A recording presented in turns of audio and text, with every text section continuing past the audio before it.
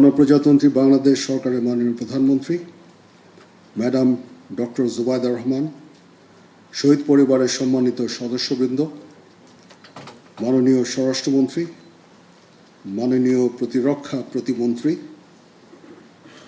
নৌবাহিনী প্রধান, বিমান বাহিনী প্রধান, জেনারেলবৃন্দ এবং পরিবারবর্গ, উপস্থিত সামরিক ও অসামরিক কর্মকর্তাবৃন্দ, প্রিন্ট ও ইলেকট্রনিক মিডিয়া থেকে আগত সাংবাদিকবৃন্দ, আসসালামু আলাইকুম। আজ 25শে ফেব্রুয়ারি জাতীয় শহীদ সেনা দিবস। 2009 সালের 25শে ফেব্রুয়ারি পিলখানায় তৎকালীন বাংলাদেশ রাইফেলসের কিছু বিপদগামী বিদ্রোহী সদস্যের নির্মম হত্যাযজ্ঞে 57 জন বীর সেনা কর্মকর্তা সহ মোট 74 জন শাহাদাত বরণ করেন। প্রথমে আমি মহান রব্বুল আলামিনের নিকট সকল শহীদদের আত্মার মাগফিরাত কামনা করছি এবং তাদের পরিবারের প্রতি সমবেদনা জানাচ্ছি। মহান রব্বুল আলামিন সকল শহীদদের জান্নাত নসিব করুন, আমিন। আপনারা জানেন, মাননীয় প্রধানমন্ত্রীর বিশেষ নির্দেশনায় এবং উপস্থিতিতে প্রথমবারের মতো এই কলেবরে জাতীয় শহীদ সেনা দিবস পালন করা হচ্ছে এবং শহীদ সেনা পরিবারের সদস্যদের জন্য ইফতার অনুষ্ঠানের আয়োজন করা হয়েছে।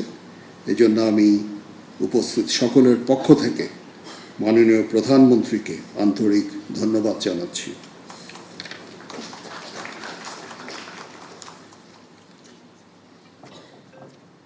দুই সালের 25শে ফেব্রুয়ারি নিয়ে অনেক কথা হয়েছে। একটা কলঙ্কজনক দিন। তদানীন্তন বিডিআর সদস্যদের কর্তৃক যেই বর্বরচিত হত্যাকাণ্ড সংগঠিত হয়েছিল তা ইতিহাসে নজিরবিহীন। পিলখানা ঘটনার পর শহীদ পরিবারের যে সংগ্রামী জীবন শুরু হয়েছিল তা মসৃণ ছিল না। শহীদ পরিবারের সদস্যদের সন্তানগণ জীবন গড়ার ক্ষেত্রে পিতা বা পিতামাতার স্নেহ ও মমতা থেকে বঞ্চিত ছিল। শহীদদের প্রতিটি সন্তান আমাদেরই সন্তান। বাংলাদেশ সেনাবাহিনী সর্বদা আপনাদের সর্বাত্মক সহযোগিতা নিশ্চিত করে যাচ্ছে এবং ভবিষ্যতেও তা অব্যাহত থাকবে ইনশাআল্লাহ। বাংলাদেশ সেনাবাহিনী এবং বর্ডার গার্ড বাংলাদেশের সম্পর্ক মহান মুক্তিযুদ্ধে আত্মত্যাগের মাধ্যমে রচিত হয়েছে। আমাদের স্বাধীনতা সার্বভৌমত্ব অক্ষুণ্ণ রাখার জন্য বাংলাদেশ সেনাবাহিনী এবং বর্ডার গার্ড বাংলাদেশ যৌথভাবে কাজ করছে। আমাদের জাতীয় জীবনে যেন 2009 সালের 25 ফেব্রুয়ারির মতো কোনো ঘটনা পুনরাবৃত্তি না হয়, এজন্য আমরা বদ্ধপরিকর এবং আমরা সকলে ঐক্যবদ্ধ হয়ে একটি সমৃদ্ধ বাংলাদেশ গঠনে কার্যকরী ভূমিকা পালন করব ইনশাআল্লাহ।